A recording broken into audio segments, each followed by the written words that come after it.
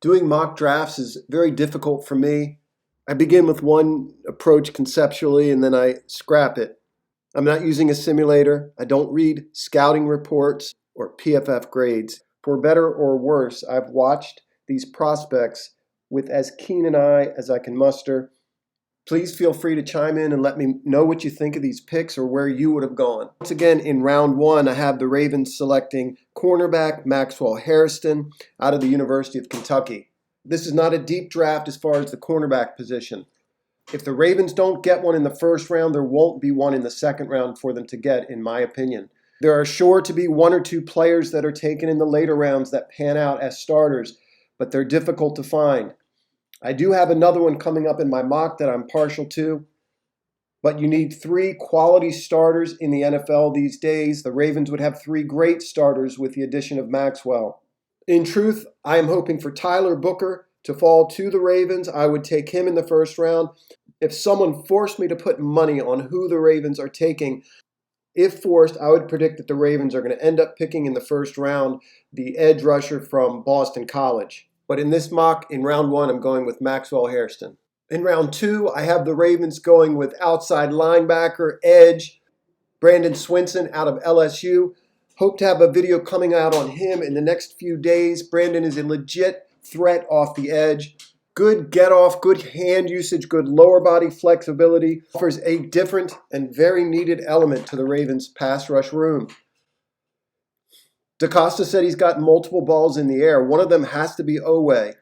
I think Oweh would want to stay in Baltimore. I think the drafting of Swinson would actually influence him and want to stay on and be paired with Swinson moving forward.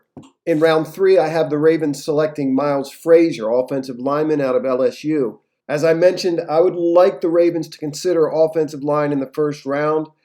I certainly would jump on Tyler Booker if he's there. I'd certainly be tempted to take Gray Zabel. But I believe Miles offers great value in the third round. Miles has played both guard spots and I believe right tackle early at LSU. I'd like to think that he would be given an opportunity to come in and compete for one of the guard spots, but in all likelihood, the Ravens will ramp him up and he'll be your starting right guard next year. With the Ravens' first fourth round selection, I have them taking Malachi Moore, the safety out of Alabama. Malachi is one of my favorite players in this draft. He's versatile enough to play split field, middle of the field coverages, play match coverages underneath, and run with tight ends. The Ravens have had great success with what I believe to be lesser players in Geno Stone and Chuck Clark, two guys who I really like, but they're not as good as Malachi. I think Malachi fits in right away in this secondary. In the Ravens' fourth round compensatory pick, I have them selecting Sai'vion Jones, edge, defensive end out of LSU. In some ways, this is a tough decision. I wanted to go Vernon Broughton here. I think Vernon Broughton is a better player right now, but I think Sai'vion has a much higher upside, and I think he's a better pass rusher. I think Sai'vion needs to work a little on play recognition, certainly needs work on hand placement, particularly as he rushes the quarterback. But I believe there's tremendous upside and that he can fit a role on that defensive line that is right now not clearly defined. He'll need some reps, he'll need some coaching, but I believe there's high upside, high potential with this pick. With the Ravens' fifth round selection, I have them taking cornerback Jason Marshall Jr. out of the University of Florida. In some respects, because I haven't heard his name, I'm guessing maybe he's around in round 4 and 5, but if I'm fully trusting what I see on film, he could go back end of 3, early 4. I'm going to show one clip here of Jason breaking up a pass in the end zone, not just because I think it's a good play, but I want you to see his reaction after. It made me laugh, and I don't think I've ever seen this reaction from a defensive back. Beginning the Ravens' sixth round, I have them selecting inside linebacker Jackson Woodard out of UNLV. Nobody's talking about Jackson, which might not bode well for my assessment. Probable that the knock on him, although I didn't notice this, that he's not fast enough to run in man coverage with certain players, but he's a very physical, very instinctive linebacker. With the Ravens' second selection in the sixth round, I had them selecting nose tackle out of Georgia, Nazir Stackhouse.